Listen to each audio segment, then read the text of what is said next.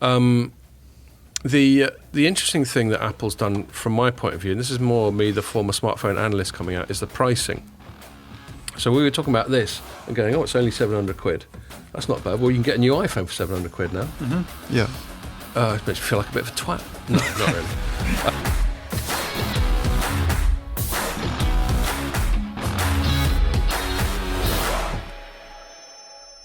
Hello and welcome to another Telecoms.com podcast. I know I say this every week, but we're in the studio and we don't know how long for because we don't know whether it's tier 2, tier 3, whether it's I don't know the difference between any of them really. They're doing medium, high, very high. You know, there's going to be some kind. Why don't they just call it medium, high, and low instead of tier 1, tier 2, tier 3? Or just go Nando's. We're certainly not lemon and herb right now. That's for like sure. Like a DEFCON, yeah. Yeah. But anyway, this is their attempt to sort of make things clearer, which of course hasn't. But apparently, if we're going up a level like midnight tonight, which means that you can go out, but you can't smile. But you're all right where you live, yeah? I think so. I was wondering about that actually, so I won't do this tangent for too long.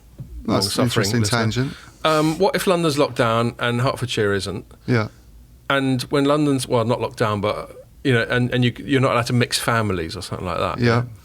But what if my mate's family, what if you and your family wanted to come up and visit me? Well, you're allowed to do. That's why it's such a nonsense, because I can go and see people outside London and stay with them. Like you did. Like I did last night. But, which audience, you should be noted that Ian's a little bit hungover today. Yeah, but took the afternoon off, spent it in the pub, basically. There we are. Well played. Oops, sorry.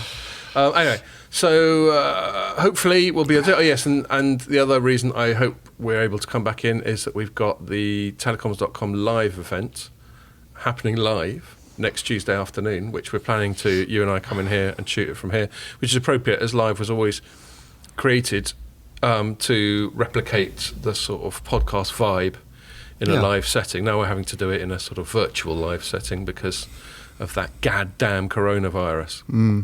And the Rona. And the global hysteria that accompanies it. So there we go. Right. Just a reminder that if you're watching this on the site or on YouTube or on Facebook, you can also listen to it on SoundCloud, iTunes, and loads of other podcasting platforms. Pierre's dicking about with something with a frown on his face, just making me worry that he's going to record all this stuff all over again. Yeah, nice. We're okay, are we? Jolly good. What are we going to chat about, Ian? I think we're going to do it slightly different. We always end up like going Huawei... It's usually Huawei and Open RAN. Huawei Open RAN and something else.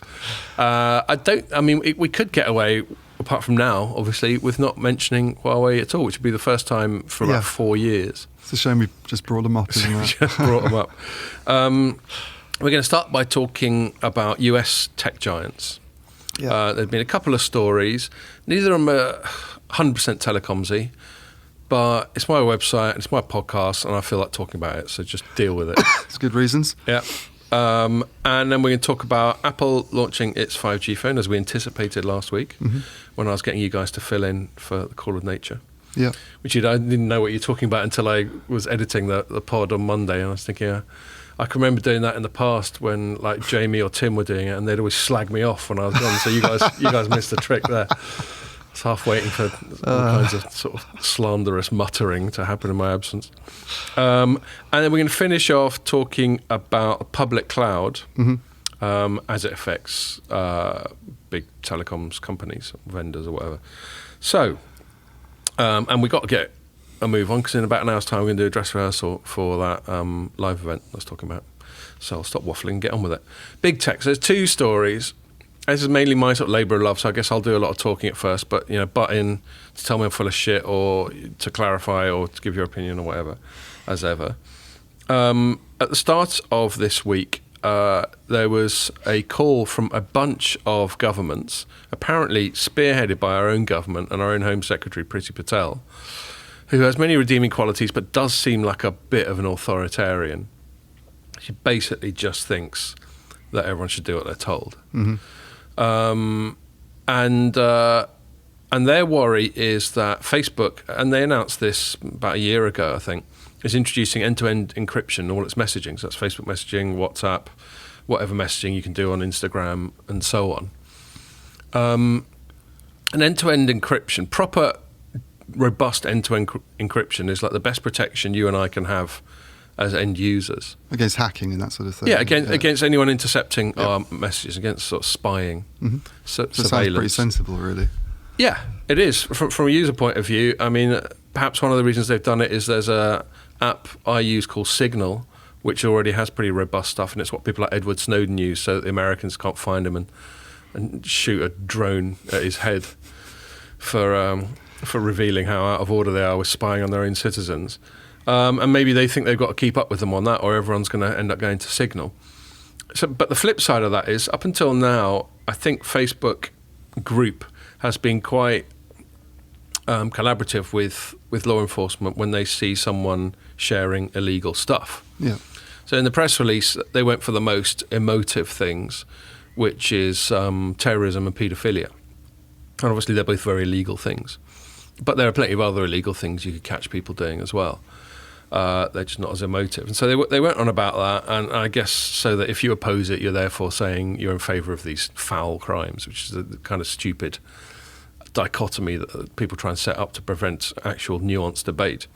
But anyway, so again, if you do end-to-end encryption, then you can't find out. Then even the whole point of it, that even Facebook can't find out what you've been going on about. So you could be having criminal exchanges, and not only would they not be able to find out and thus alert the police, but then if the police wanted to say, look, we reckon Ian's dodgy, we want to get hold of his phone and see what he's been chatting about, you still can't do it. Right. So what they want is for them to create special, what they call backdoors, i.e. security vulnerabilities in this, that only the state can access. The big problem with that, well, there's a couple of problems with it.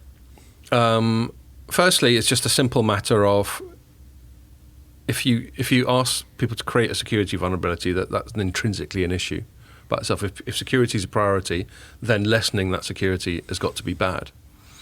That's the simple one. And then the second one is a more civil liberties thing, which is they go, look, just give it to us. Obviously don't give it to Chinese and dodgy people. Just give it to us, and we'll only do it to catch proper baddies, and the rest of the time we'll stay out of people's lives. And you sort of think, really? You can imagine a bit of mission creep on that, can't you? Yeah. And, initially they're good, and the surveillance is only when they're like 99% towards convicting someone of a heinous crime, and they just need this to sort of seal the deal. I mean, I guess it's these messaging systems to some extent have sort of replaced things like just a standard phone call, I guess, in a way, for a lot of youngsters in particular. Signals intelligence. Yeah. I mean, what's the situation with, I mean, this is maybe a bit of a stupid question, but how easy is it for government authorities to, or how easy has it been in the past, should I say, for government authorities back in the 80s even and 70s, before we even had mobile phones, to tap into fixed line communications and phone calls and listen to what's going on? Because, and the other thing is... I think they physically... Oh, hello. Sorry. They need like a device in your actual phone. Because it's... Yeah, they'd need to physically tap it. And it sort of assumes that this kind of stuff is only... I mean, there's lots of areas and instances where people can mix and mingle and do all sorts of dodgy things. You could get a bunch of people over at somebody's house disseminating terrorist information and, watching, horrible videos that, that are beyond the pale. And unless you install security, surveillance cameras in everybody's home, then you just don't know those things are going on. So it's almost like they're singling out this particular area of messaging and saying we need to sort of, do something there. There's all sorts of other areas in life where people are allowed to go about their private affairs and, and there isn't government snooping that goes on. It'd probably be pretty worrying if there were government snooping. Well, I mean, the UK is actually a pretty bad example of surveillance, isn't it? Because we have... I think more CCTV cameras than anywhere else in the world per sort of person or something.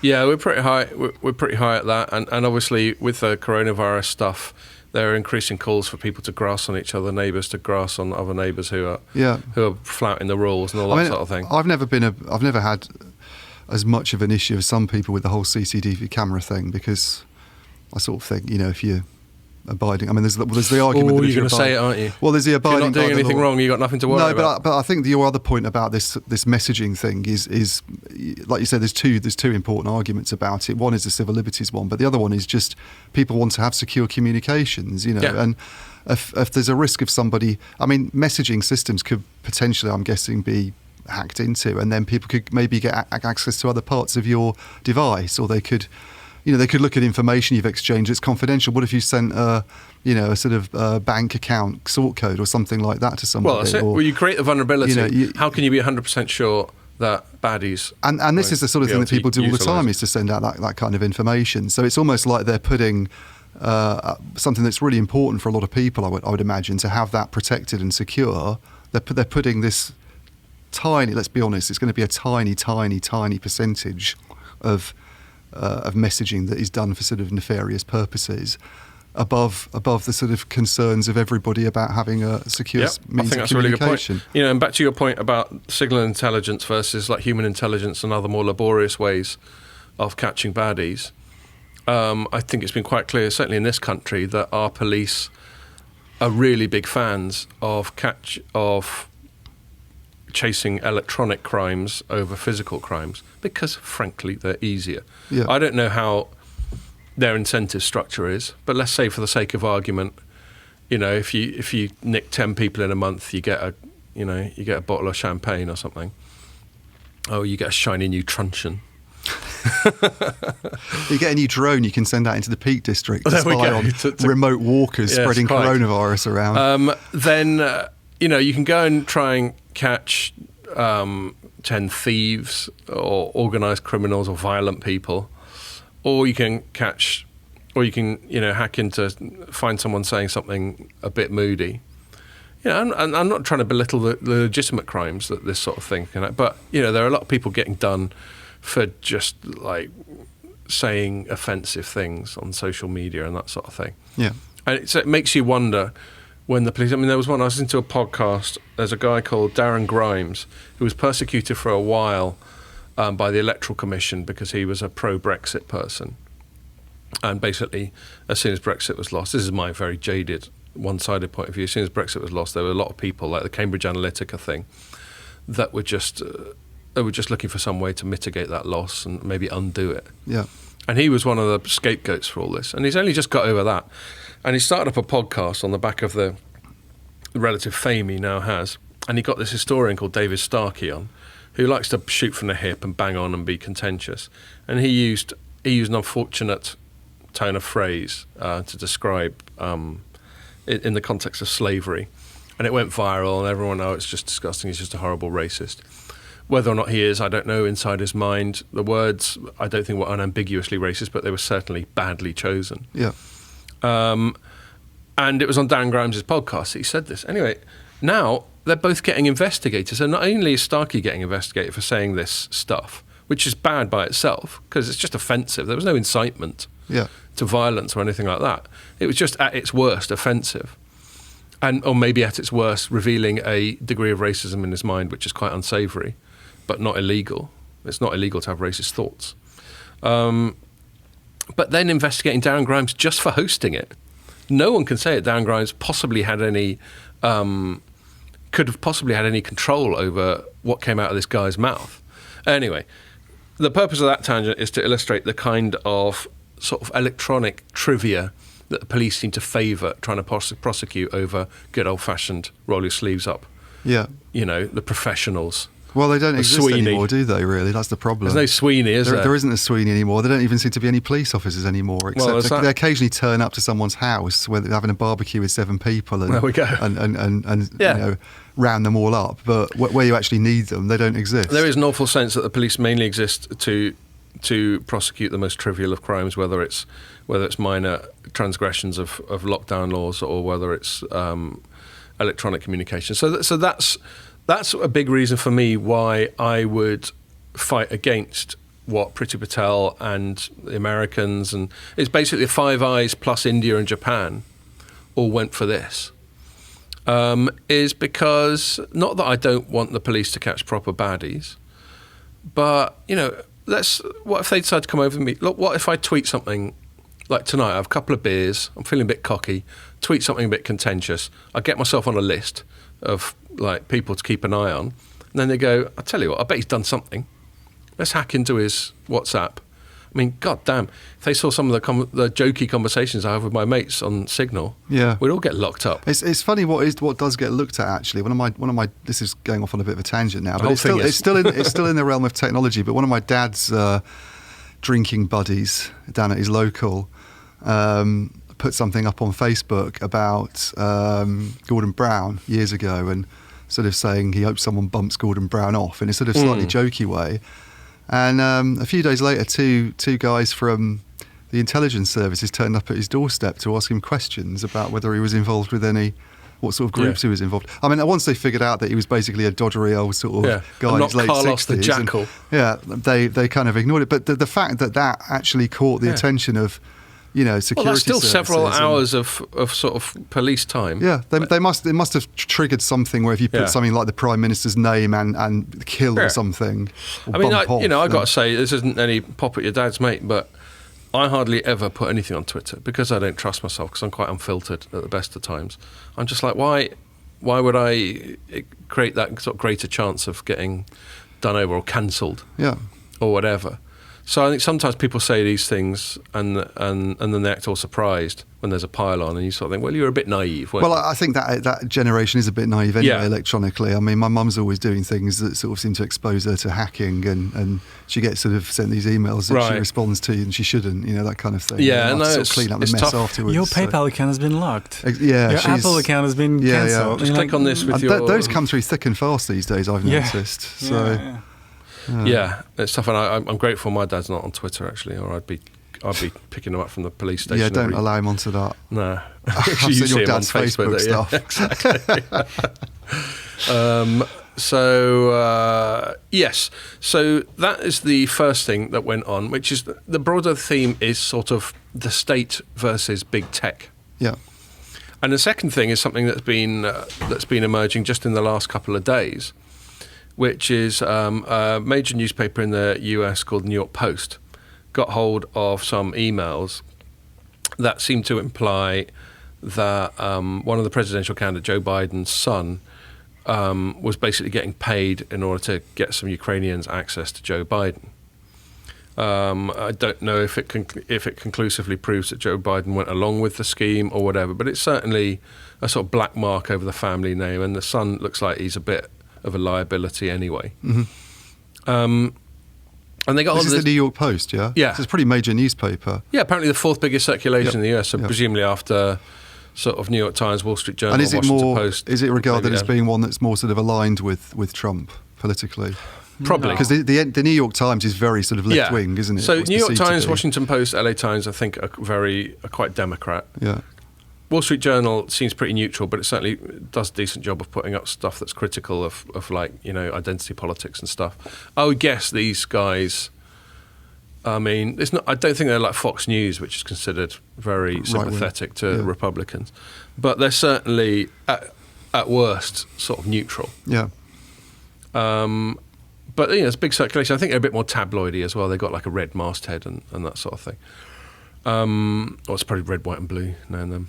I've seen the masthead. I can picture it. That now, sort of thing. A bit more tabloidy, but that's fine. Let's not be snotty about these things. That's good. Broadsheets can fuck things up just as well as anyone else. And basically, almost as soon as it came out, Facebook said, we're fact-checking this, and while we're fact-checking it, we're suppressing its distribution. And then Twitter came out and banned the New York Post's Twitter account. And the entire New York Post? Yeah, or suspended it. And banned anyone from sharing the story on Twitter. And how did they justify doing this? On the basis of a news story that had sources? Yeah, so, I mean, they always refer to their sort of arcane T's and C's, which are constantly changing anyway. Right. So go on. They haven't verified the facts. So. Yeah. Was that it? No, there's. I mean, Twitter. But if it's a credible newspaper citing sources, then it's a valid story. I don't know. Yes. Yeah. Well, they'd have to have. They wouldn't just make something like that up, would they? They actually published emails. Yeah. So, but then it seems weird that Twitter would. That's remarkable that Twitter would do that. Well, exactly. So their initial would see that. Their initial stated reason was that they've got a policy against dissemination of hacked material. Now the story is that they got hold of these emails because Hunter, which is Joe's son, I don't know why they give their kids names like Hunter. No offense to anyone. Why not?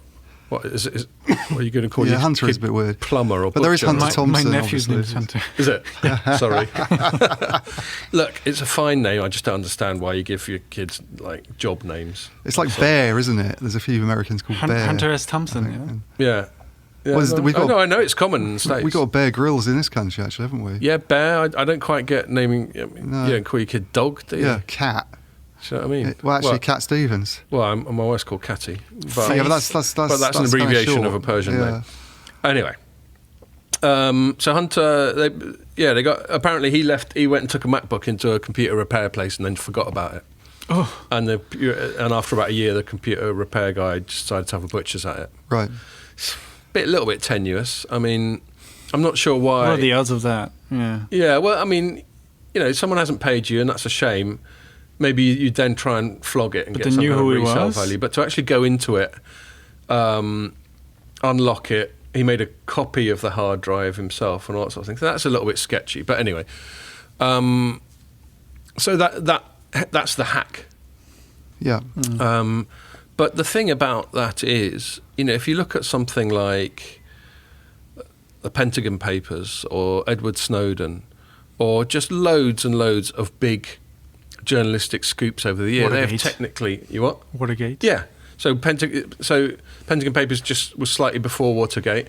I don't know to what extent they used any actual documents that they got hold of in Watergate. But they certainly used covert sources, including Mark Feltz, the deputy director of the FBI, who was known as Deep Throat. Yeah. Good name. And something in Twitter's terms and conditions says, that they don't allow a dissemination of unauthorized sources. Well, that's all journalism. That's what journalism That's does. all I mean, good that's journalism. considered the best journalism there is, the Watergate Yeah. stuff. So that's the high point of journalism. Yeah, to the point that any scandal's got to have gate on the end of it ever Exactly. since. I mean, basically, they're picking a political side, aren't they? Well, that's how it seems to be. Now, I have to account for my own bias. I would say my politics are sort of centre-right. I've got lots of problems with the dishonesty, the venality, the power hungriness that seems to be stronger on the political left. It doesn't mean I've got a problem with people. Most of my mates are much more lefty than I am. We have some good heated debates. It's all good fun. But I do have to try and account for my own bias. But even accounting for my own bias, the thing is not just the censorship, which I've got a problem with anyway. As you'd expect of someone who's right-wing. I'm quite libertarian, quite pro-freedom, freedom of speech, all that sort of thing. It's the inconsistent application of it. Yeah. The whole Russiagate thing with Trump about him supposedly colluding with Putin to steal the election or something has been proven by exhaustive examination to be utterly fabricated. So that, in principle, was like a conspiracy theory. But they let that run and run. And it just seems to be very selective, standards applied. When something comes from one direction, they're like, oh, no, we're going to have a look at that. It comes from the other direction, it must be all right because it's from the goodies. Yeah. It's how... Well, I think your point about the Putin affair just sort of proves it, doesn't it, really? Because if that was their principles, then those should never have got through anyway in the first place. But So- because they were being run by proper titles like the Washington Post and the New York Times. Anyway, I don't know what goes on their head. New But, York Post is still a proper title, isn't it? but I think everyone knows that big tech is politically leftist. I mean, it's California, which is a very politically leftist state. And this thing's been rumbling for a little while. Now, they're entitled to be... They can be as politically leftist as they want. Yeah. But now they're basically the de facto public square. This is where public conversations happen now, is on Twitter and Facebook and a few other places, YouTube. I got one that's almost even more worrying in terms of the sort of big tech giants picking political sides, because I think, we're talking about COVID and lockdowns, and that whole thing's become quite politicised now, hasn't it? I think you'll find everything that does. libertarians are much more sort of for like easing restrictions and getting on with Stands things. to reason, and economists as well, for that matter, and people who seem to like rules and rule making, and are sort of who are more on the sort of left wing, perhaps in favour of national lockdowns even. But I noticed. I mean, I don't know whether this is. I don't know how accurate this is because I haven't had a chance to look at it. But I was reading The Spectator before we started the podcast, and they've got an article this week. I think it might have been Rod Liddle who wrote it, saying that the Great Barrington Declaration, which is this paper that's been signed by, I think, about 20,000 scientists. And by the way, it's not self-aggrandizing. A place called Great Barrington is where they wrote it. Right. They're not saying it's the wicked Barrington Declaration. Yeah. But it's a paper that basically, with some very, very big names on it, you know, people from very prestigious institutions have put their name to this, saying that they don't believe in lockdowns, and that they think, that we should be addressing this virus in other ways, and that even allowing it to circulate and trying to build herd immunity would be a more sensible thing. Well, you've got to get there eventually. Yeah, and it's just a matter of how freely you let it circulate. It's one view on the issue, but apparently Google's made it hard to actually access the Great Barrington Declaration through its search engine, according to the Spectator piece that I wrote, and I haven't had a chance to put it to the test, but they were saying it's actually hard to get hold of. Yeah, well, we know that there's search. a sort of shadow banning that goes on. And there was another thing I mentioned in my piece. YouTube has banned all reference to this apparent conspiracy theory called QAnon, where a few loons on the right think that Trump's fighting these running battles against paedophiles and...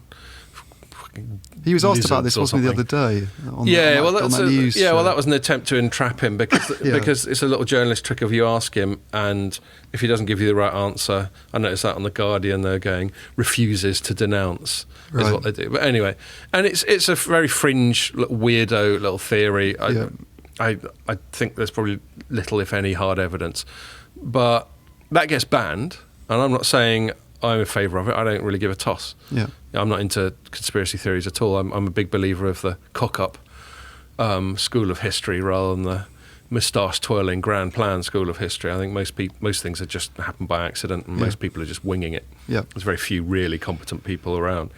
But, again, they banned that. But, if someone came up with a conspiracy theory that, that Trump likes to dress up like a woman at weekends or whatever, they presumably let that run. You just get the impression there's a misapplication, and I think it's cultural. I don't think it's at the top. I don't think Jack Dorsey, Mark Zuckerberg, the woman Susan Wojcicki or whatever her name is in charge of YouTube, all get together and go, how can we be biased in favour of the Democrat Party or the political left? I just think they are. Everyone's biased. God knows we hear about it when we're having all this diversity and inclusion training. We're all told how much original sin we're all born with and how we've got to atone for it. So everyone's biased, but I think there should be protections for that bias coming into a space like social media where all public discussion happens.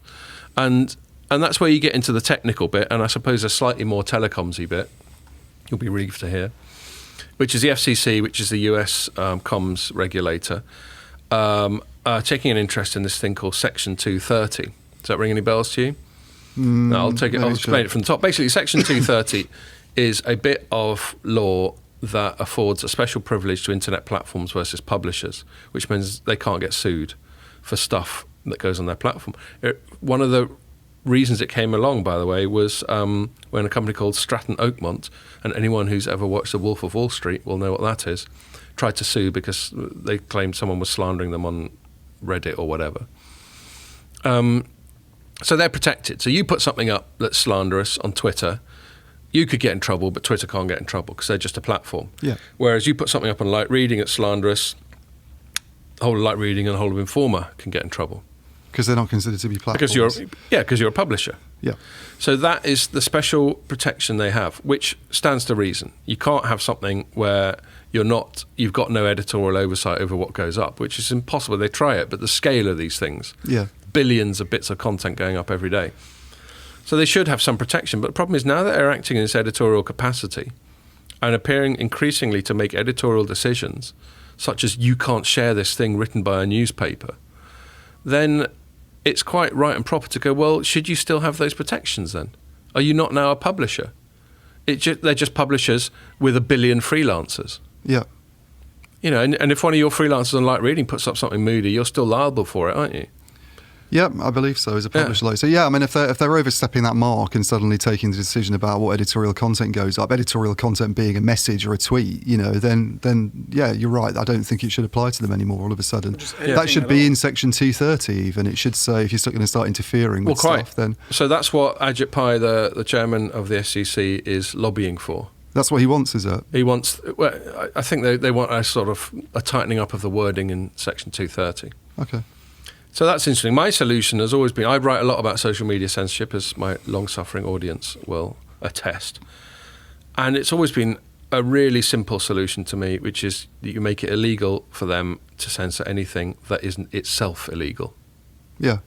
So you can't put up, out of order stuff, out of order material. You can't conspire. Terrorist stuff, that kind of thing. Terrorist stuff, yeah. Inciting violence and stuff. Inciting violence, yeah.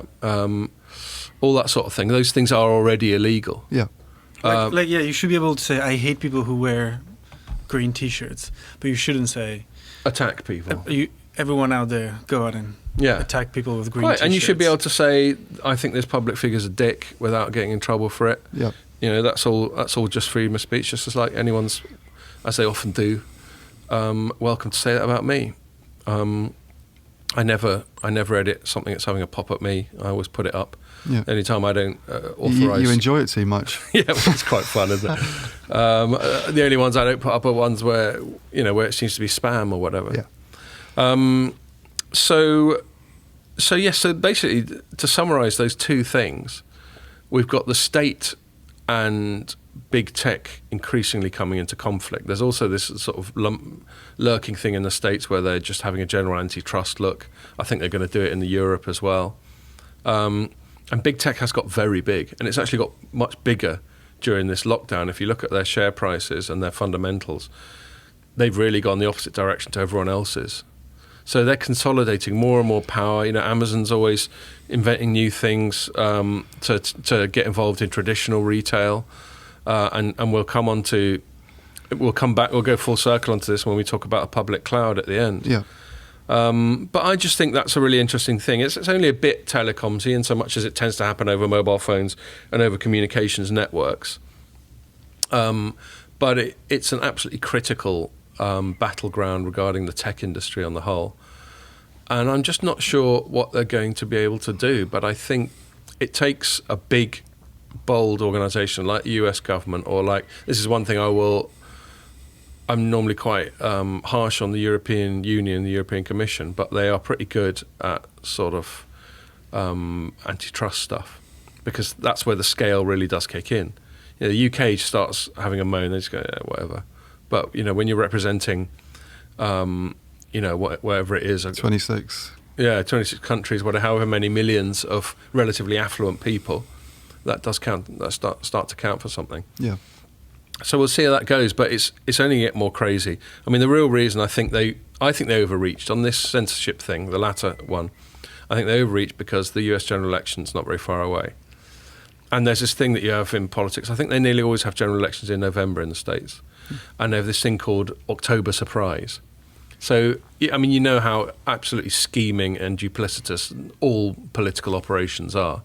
So people will nearly always keep something nasty in reserve for October, because if it's going to affect people in the ballot box, it's got to be quite fresh in their mind when they go in there to put their... It's going to be a Maxwell Epstein thing. Something like that, yeah. I mean, I don't even know if the Democrats have got one in reserve. It's hard to know what they could throw at Trump that they haven't already. Yeah. But this feels like a bit of an October surprise, and it's quite a good one. I think most people, I was listening to the Spectator podcast. Most people seem to reckon it's a Biden win now, and I actually hope if it is, it's a landslide, so that they can at least just get on with it. I'm not a big fan of them politically, but it could turn messy if there's some sort of decision. If it's disputed. If it's disputed, it could be really messy. Exactly. Take months. Yeah. And, so I'd actually rather that one side just won cleanly, almost no matter who. I mean, it's hard to believe, though, isn't it, that we end up in a situation with one of the world's sort of biggest democracies, and a country that's very proud of its democratic sort of heritage, behaving, or suggestions that it could end up behaving like some of these tin pot, dictatorships that you get, where they're set up to be democracies, but everybody knows that election time comes and one guy refuses to leave. And America's rivals and enemies must be looking at this and just thinking, it's madness. What on earth are you nutters up to? Yeah. So yes, and like it or not, tech's right in the middle of it. Geopolitical stuff, we talk about US versus China all the time. That battleground is largely tech. Yeah, don't say the word. Don't say the word of the Chinese company again. Don't say the H word. It'd be like with actors, can't say Macbeth. I'm just going to say the H company. Okay, so that's my hobby horse dealt with. Apple. Yeah. So as we anticipated... Bring Pierre in on this one. Yeah. As we anticipated in the last pod, they launched 4 new phones, the iPhone 12, and by far the most important aspect of all of them, certainly from my point of view, is that they got 5G modems in. But why don't we ask Pierre, what do you reckon to these new phones? So, what do you mean? Do you mean? Do you like think them? this is Did you see anything that made you want to run to the shops and buy one?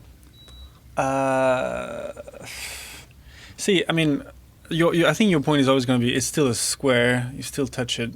It's pretty much the same, and it is a spec bump since 2007. Really. Yeah, but that's goes with all of them. Yeah, unless you get into foldy phones. The one thing is that, and analysts are saying that too, is that this could be a super cycle because I know it sounds petty, but the phone is square now. It's more like the iPhone 5 apparently in terms of the way it looks. It's got that band around the edge. So it's the first time in about 3 years where, because I have the 10, which was 2017, and that was a change in design. So this is the first time in 3 years where the design changes. Right. I don't want to say it's gone back to being like it's like designing a car, making it look like a Lada. Sort of something that. Well, that band, I remember that. That was, I think it was the 4 that band around the edge first came in. 4 or 5, yeah. As opposed to the rounded. It was the 4, yeah. Yeah. But then there's that, and then there's the 5G, which I know it's to people like us who know, they'll be like, it's not going to make much difference because there's only... It's just sat on a base station. Exactly. But for somebody who doesn't know much, it's one more than 4G. Well, and it's future-proof or whatever. Yeah. Yeah. No, I'm not too down on it. I'm just genuinely curious to know, as someone who is very much... you are going to buy a new iPhone at some stage. Yeah. Whenever a new one comes out, and I'm sure your expectations are quite managed. You didn't expect, apart from the 5G thing, for it to be a lot more than the spec bump, because that's the problem they all have. That they used to call it the candy bar, which seems like a rather absurd way of just describing the thing rectangle. I'm into photography, obviously, and I like taking pictures of my kids. And this one has the portrait mode, but it was the first version of it, which is so slow. And kids move all the time. So. And what does portrait mode do? It's like blurs the background. It's just a nicer picture. Yours on the 5 is one of the best, actually. Is it? So I'll take a portrait in that. And then they kind of fixed it with the second version of it.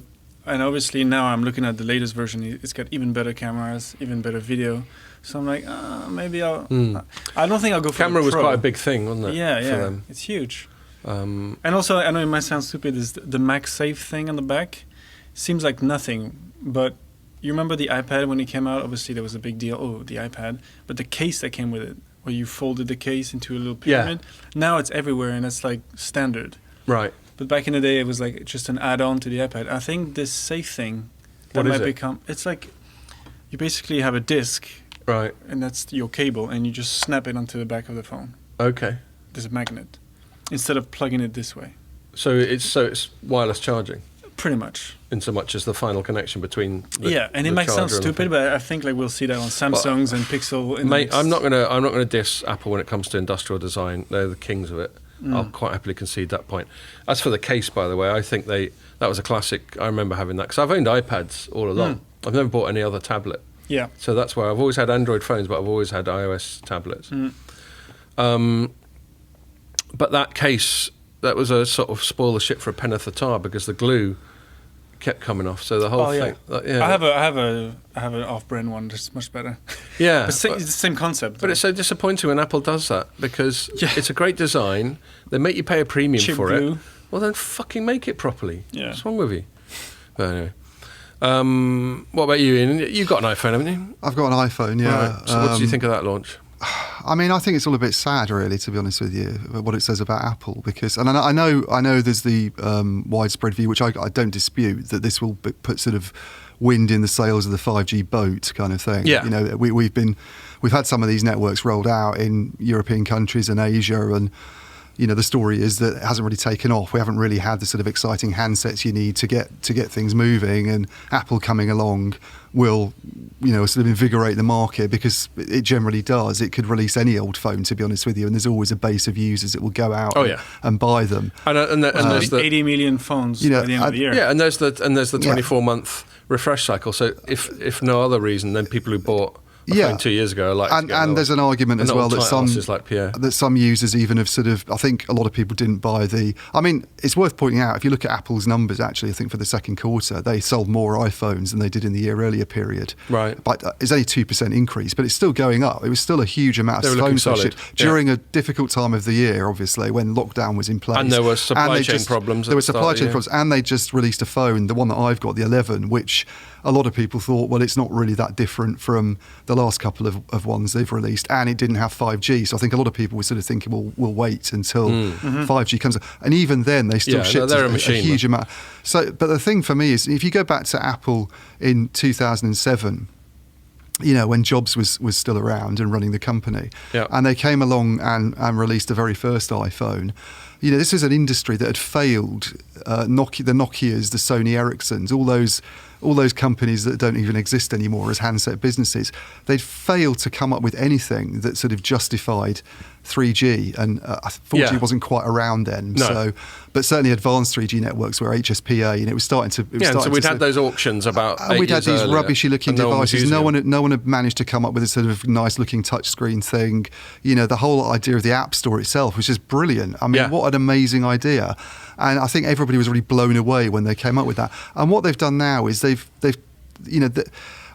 I was hoping but didn't expect was that maybe Apple would come along and go, here's our 5G phone, and also we've got this 5G app store, or this range of applications that you cannot use on 4G networks, and this is a justification. And they haven't done that. They've released a phone that, to be quite honest with you, it runs on 5G networks, but people aren't going to notice a difference. No. And a lot of the analysts, actually, the ones who are slightly more sceptical, were saying they're sort of releasing a phone 2 years ahead, or even 3 years ahead of when it's really going to be needed, and they're kind of which is waiting true of all for 5G phones. Waiting for somebody else perhaps to play the role of innovator and come up with something that actually justifies this. And I think your point's well made about the content side of it, because if anyone is in a position to catalyse their own ecosystem, because they have their own ecosystem, it's Apple. So yes, they could have got together with developers. Yeah. I mean, I'm not sure what form it would have taken, some AR thing or something. Maybe, but the point is the actual device itself. I mean, Pierre's just gone through the sort of improvements, and they're incremental improvements. It's a bit faster. It's got this 5 nanometer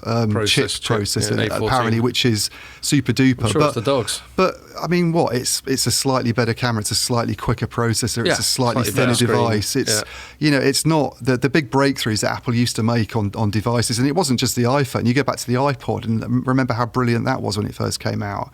Its computers are sort of design tools. They're so elegant and nice to use. All those things, all now it just seems to be sort of. I think it's probably got a bit. It's quite cynical. Probably got a bit risk averse. I think Tim Cook's probably a more cautious person than the buccaneering Jobs. And I think even Johnny Ive's not really involved anymore, who's their big industrial design guy. But one thing I will defend them. He left, One thing I will defend them on is this form factor just matured incredibly quickly. What can you do with this? It's all about the screen. Yeah. A phone is basically a life support machine for a screen, a chip, and a modem. By the way, speaking of modems, they've included the millimeter wave antenna. Not at a premium, which I think others. Well, I've got some fun chat about the modem side, because that was where I went big on my story. But to counter your thing, your point's fine, but I'll defend Apple because I'm not sure. It's not obvious to me what radical innovation they could do. Yeah. But it never is until somebody does it. That's the thing about innovation. From the actual phone itself. Maybe this is the thing. Maybe that's what they needed to do, is to come out with a device. We've got a 5G device, because this is what everybody wants 5G to be anyway, isn't it? It's not supposed to be about the phones. It's supposed to be about the Internet of Things. Yeah. Maybe they needed to come out with something. And all they came out with is another phone that does the same as the last phone. And they launched a smart speaker. Yeah. No, I think that's a really good point. And it's a dilemma. The 5G aspect. So we've covered the industrial design dilemma. And I think it's hard for me to imagine what you could do that would be really sort of shifting the paradigm, or whatever we call it, really disruptive at this stage. From the 5G, again, they're in the same boat as everyone else, which is all well and good, creating a 5G phone. But I think your point about IoT, Apple's been really good at diversifying recently. One of the reasons it keeps making money is because it's diversified so well into other devices and, even more importantly, into digital services, which is where I think the services is where it's doing well. But it's starting to get into a bit of trouble there because it's, people like Spotify and that games developer that makes Fortnite are starting to push back because they're being quite dictatorial. Yeah. But anyway, that's another story. The interesting thing that Apple's done, from my point of view, and this is more me, the former smartphone analyst, coming out, is the pricing. So we were talking about this and going, it's only 700 quid. That's not bad. Well, you can get a new iPhone for 700 quid now. Mm-hmm. Yeah. It makes you feel like a bit of a twat. No, not really. So you used to just have one iPhone. Yeah, back in the day when I was a smartphone analyst, you just had one iPhone. And then, which was the great thing about it, because it's the simplicity that Jobs has always gone on about. Do you remember? I mean, those iPhones until the 6, I think they were. Right. Yeah. Now they've started going down the 5. And they used to be tiny as well. Do you remember? Yeah. The 6 was when they started doing a large version. A larger version, because they could see. Because I remember thinking, I mean, this is probably about a 6-inch screen or something. And back when people had like 3.5-inch, 4-inch screens, you think no one's going to hold that to their face. They're going to look stupid. Yeah. Of course, that's before we realised that no one actually talks on their phone anymore. Anyway. When you go back, it seems so small. Yeah, it seems so small. And if they do talk on them, they just put it on speakerphone and walk along the street with it held out in front of them, I've noticed increasingly. Yes, exactly, like this. So everybody can hear the whole conversation. I know. and then we had this hybrid category we called phablets.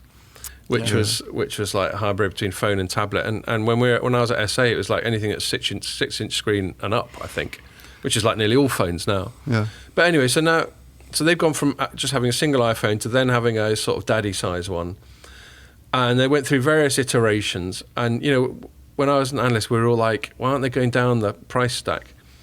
And there were two reasons why they didn't. One is the Apple brand, which is a premium brand, so they didn't want to diminish that. It'd be like having a Lamborghini hatchback or something like that. You always end up making comparisons with car brands for some reason. And then the other reason is they didn't need to, because they're selling loads of them at a massive price premium. Mm-hmm. Yeah. So let everyone else squabble over the lower tiers. But now that their strategy is more exploiting their user base than it is, I mean, they still make massive profits on iPhones, but that's no longer their sole priority. They're going down the stack. So now you can get the iPhone 12 Junior, or whatever they call it. Yeah, $699, Yeah, the what? The Mini. Mini, there we go. Which is 5 inches something. I know, it's not that mini, is it? No.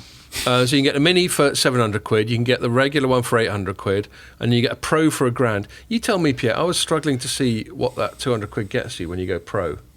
Yeah, it's like a LiDAR, which is quite interesting. So yeah, the LiDAR thing, this is one of the things that I think was interesting. And again, you were talking about 5G applications.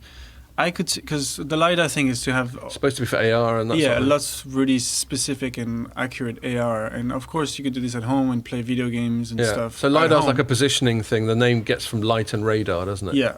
But then that would be over Wi-Fi at home. So I could see, what if it's on the street over 5G and you point your phone up? And then you get all these people bumping into each other, chasing little Pokemons and stuff. No, like fronts of stores that show you like promotions or anything. You put it in front of a street and it shows you what's on that street. Like this is a store. Well, that was the location. No, you're completely right. That was location-based services were a big thing 10 years ago, and it was always imagined that through sort of Bluetooth and various other technologies, you'd be walking along. You'd have. I mean, Nokia had an AR thing before even the iPhone, where you could look up and it would superimpose some information about your environment looking through a phone. Yeah. I mean, there's a couple of problems with it. Firstly, which is walking around like that, you're going to bump into shit sooner or later. And secondly, the actual location-based service infrastructure is very difficult to do, because you've got to get people involved and you've got to keep things up to date. What you ideally want is to have this thing and you look around and go, oh, look, they've got a special offer on jeans. I might go in there. Yeah. So it'll be with Apple Maps, I guess. It'll be synced with that. Yeah. So they haven't perfected it yet, and I'm not sure short of like heads-up displays in smart glasses or something, how doable it is, because no one's going to walk around looking at the world with the VR mask. Yeah. Yeah. But you're completely right. I mean, this is something people have been talking about for quite a long time, and that is a possible application that might come along. As per, Ian, you were saying you were disappointed at the absence of anything like that. It just needs to be something that can only be done outside. You know what I mean? Well, that's it, isn't it? I think it's just sort of a failure of imagination, really, and they don't need imagination, because if you can still ship $26 billion of iPhones in a difficult quarter, then when it's not even 5G, there is that. But they've never ever. I mean, this is one thing Phil pointed out. Actually, Phil at Light Reading, the editor, they've never ever had a release before where they've made such a big deal about network technology. They didn't mention 3G when the first iPhone came out. No. It was just mobile internet. That's because they didn't have it. And they had Edge. Was it Edge, the very first one? Right. And then 4G either. But 4G, they never really talked about these things. And all of a sudden, look at the press release of this one. It's 5G, 5G, 5G. It's almost like they're desperate to sort of showcase something. And what have they picked? They've picked this technology that everybody else at the moment is already done a year ago. Well, but everybody's going, what's the point of this technology? Not everybody's going like that. There's a lot of 5G evangelists, but anybody who's sensible is saying, what's the point of this technology at the moment? When the 5G showed up behind him, and I was like, okay, here we go. Finally, we're going to hear what Apple has to say. Like, how is Apple going to market 5G to us? And then the first thing he said was, faster downloads. I was like, wow. As if we need faster downloads, because I really have problems on my 4G connection. Yes, I agree. It was a bit half-assed. And I think one of the reasons it's half-assed, and this is what I led on in my story, perhaps slightly mischievously, is that the company that's enabling this 5G is Qualcomm. And they don't like Qualcomm. In fact, they tried to take them to court for 2 years precisely to screw them down on prices, because that's one of the reasons Apple makes so much money, is Tim Cook's very good at screwing down his suppliers on prices. Mm-hmm. And Qualcomm told them to go and fuck themselves. And they ended up losing. And they ended up having to hand over loads of money to Qualcomm and accept that they were going to have to use their modems after trying to get in bed with Intel. But then subsequently bought Intel's modem stuff, yeah? Maybe, but isn't this the plan still, that they want to, at some point try to I think it's develop... much harder. So Apple's done a great job at designing its own chips. Yeah. The A14's as good as anything, as far as I can tell. And that's thanks a lot to ARM. ARM's very good at that sort of thing, and to some degree, Imagination Technologies. This is where this 5 nanometer process comes into the A14, the processor. Yeah, and they bought a design company called PA Semi about 10 years ago or something like that. Anyway, they're good at that. But from what I understand, it's a lot harder to design your own modem than it is to design your own application processor, which is basically the brains in the thing. And they can't do it yet. Maybe they will one day, but it's probably... Yeah, no one's anywhere near Qualcomm in terms of 5G chips, as far as I know. Yeah, no, I hear that as well when I talk to people. So if no one can do it, not even MediaTek or whatever, yeah, I think Apple's a long way away from being able to do it. So they're sort of stuck with them, but they don't like it. And it was just funny because Qualcomm was not mentioned anywhere, not on the... Same thing, Spotify is not...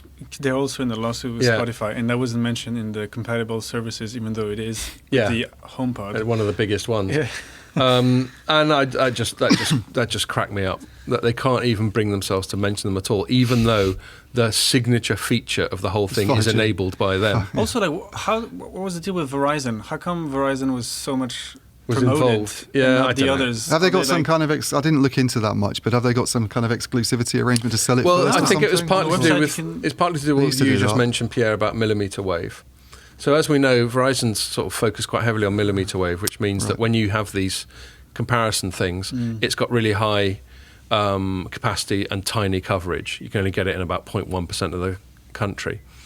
And I think they've only got a millimetre wave modem in US phones. So, but basically it's just one of those... Is that right? Yeah. You wouldn't get it if you bought it over here. Oh, really? And it's just one of those corporate things. But that served my purposes, my narrative purposes, really well, because under normal circumstances, they would have had Steve Mollenkopf from Qualcomm up there going rah-rah for 5G. Instead, they got Hans Vestberg up there. What's he got to do with Apple? Nothing. Yeah. So, yes, that was all quite funny. Anyway, we'd better move it on, because we got to wrap it up in about... What's funny is that I think Verizon uses a lot of Samsung gear for their... Yeah, it's just standard corporate stuff. They just scratch each other's backs and go rah rah. And maybe Verizon, maybe Vestberg's promised to buy 1 million iPhones or something. I don't know. But the presence of Vestberg made the absence of his Qualcomm counterpart all the more conspicuous as far as I was concerned. As for the telecoms angle as to whether it's going to drive anything in the 5G ecosystem, I mean, who knows? I think we all... Well, I think it'll drive a lot of sales. I have no doubt, so because of who Apple is, and Yeah. because people just go out and buy their stuff, and because some people have been holding off for 5G because they just want to say to their neighbours, I've got a faster phone than you. I think it will drive 5G I think subscriptions, what often definitely. happens with new technologies is you just get an install base of compatible phones, and then eventually, if you look at the upgrade. cycles, Yeah. as you said, really exciting things with 3G didn't really happen until the iPhone came along.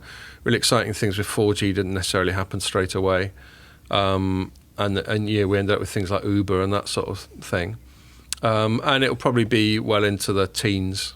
Well, I I don't know. I mean, teens, the sort of- 20s. I'm not sure about the 3G. I mean, 3G was a problematic technology because it never really was as Wasn't good as good it was enough supposed to be mobile until broadband. HSPA started to come along and it was too early. Like the devices weren't there. As it took Apple to come along and actually do something with the form And even factor. they weren't 3G when they first And came they were, out. and then 4G, I think, 4G's been one of the most successful Yeah. mobile technologies ever because Which is it's a problem for it 5G, sorted isn't it? out all those issues that 3G had. So, I mean, I know there are companies like Uber that is really kind of very, very much dependent on 4G almost. It's hard to imagine Uber would exist if there Yes. weren't 4G networks, and I can't think of any other company quite like that. Actually, it's possibly the only one.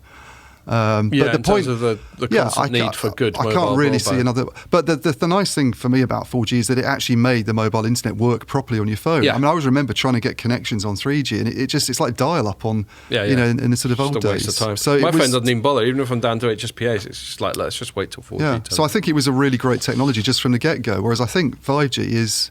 It's not. I'm not saying it's not great. It works, but why have it? Well, you know, for at the moment? consumers, we're struggling to see. We'll see. We'll see Struggling what to happens see with, from enterprise as well at the moment. There's a lot of talk about it, but yeah. Okay, well, don't be too down on it because when we do Telecoms.com live on Tuesday, I shall be the miserable. you'll be the git miserable. That's complaining fine. You about can it. be Eeyore. That's fine. We all know where you stand with that. Okay, so moving on. Finally, we're going to talk about public cloud and in the telecom space. Why don't I just pass it straight to you as I've been banging on a lot with some news about Nokia and Google. Yeah, so there was a deal announced out of the blue, actually. It took me by surprise earlier in the week with Nokia saying that it was going to shift, I think, all of its sort of IT stuff, all of its IT systems into Google Cloud. Instead of having them hosted on premises and using its own data centers, which it's been doing for years and years, it's taking this big step, as people generally do. Yeah. Although there is increasing stuff moving into the public cloud these days and in the sort of IT system side of things, but it's kind of taken that plunge. So, and it's interesting for a few reasons. I mean, one is, Nokia's been struggling a bit of late. I think over the last year, it's fair to say. In terms of fundamentals as well, like turning a profit. Yeah, I mean, if you still look at them on the basis of, they report all sorts of different numbers, Nokia, and I think that in itself is always a sort of clue that things probably aren't quite smoke and right. mirrors.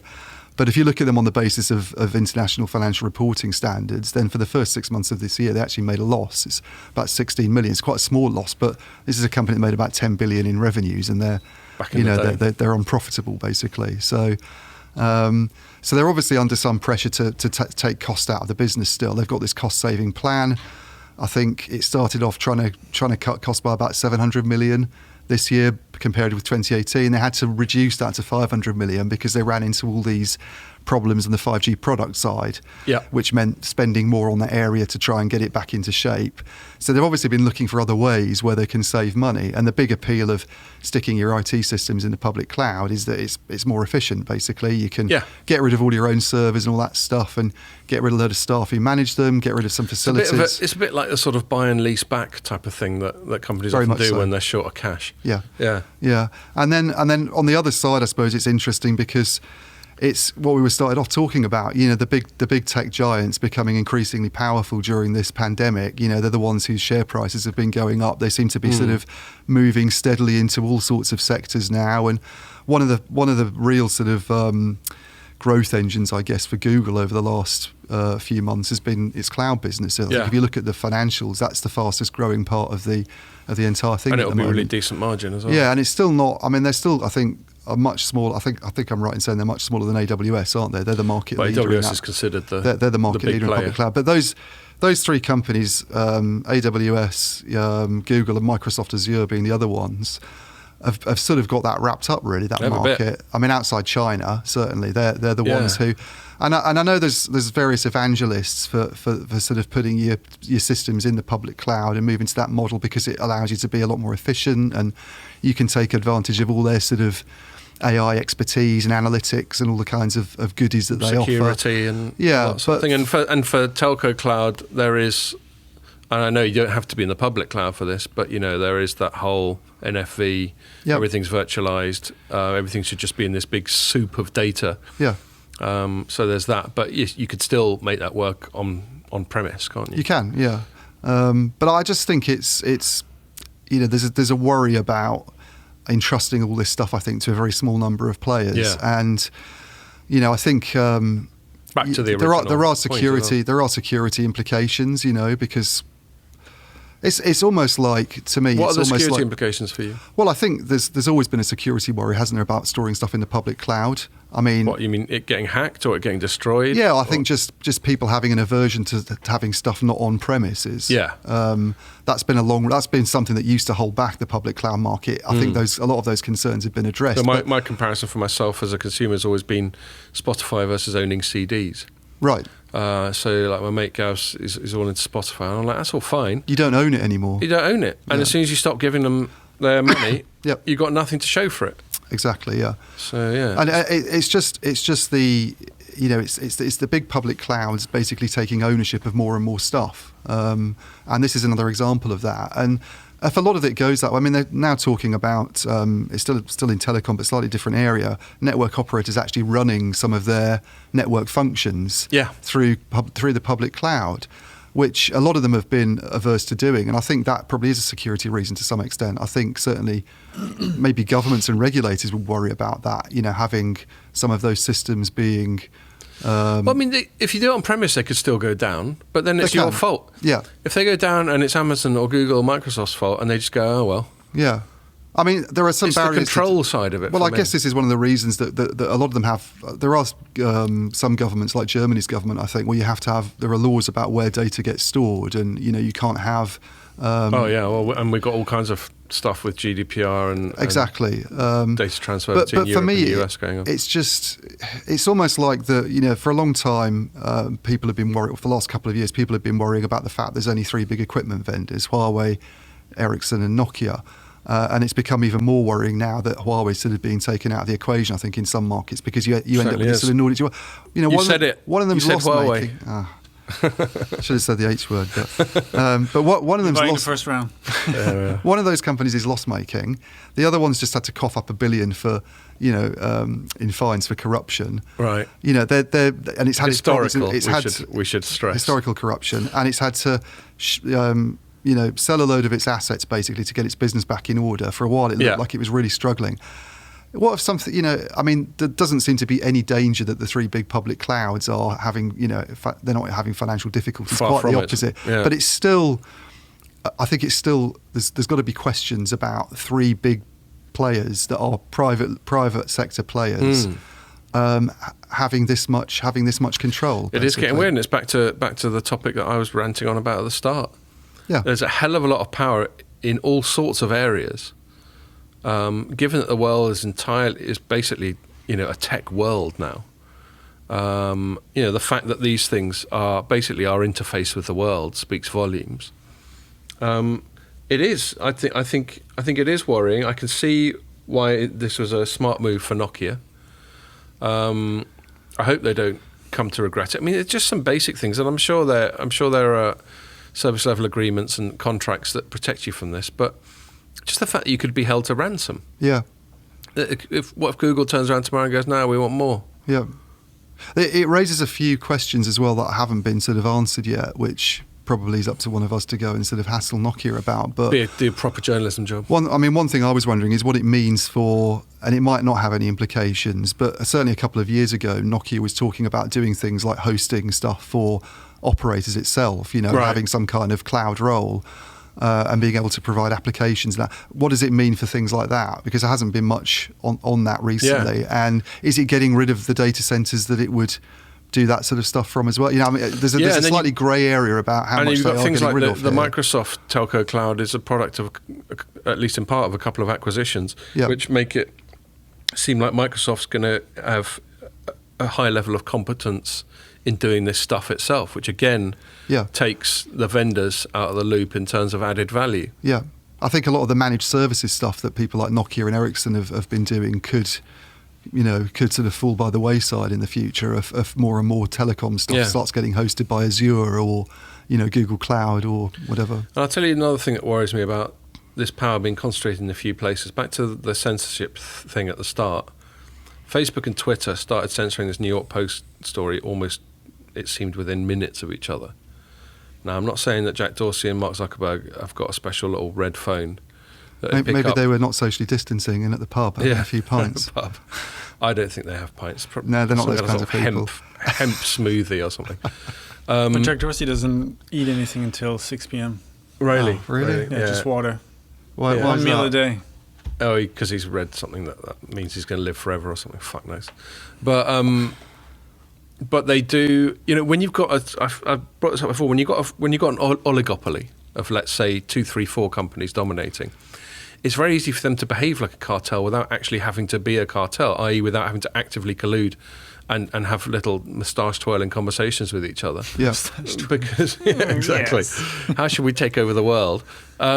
Because they just need to see what the other guy's doing and just copy it. Yeah. This is the other thing, though, I suppose, on that point, is that you get 3 players all of a sudden being running all the world's sort of IT systems from their public clouds.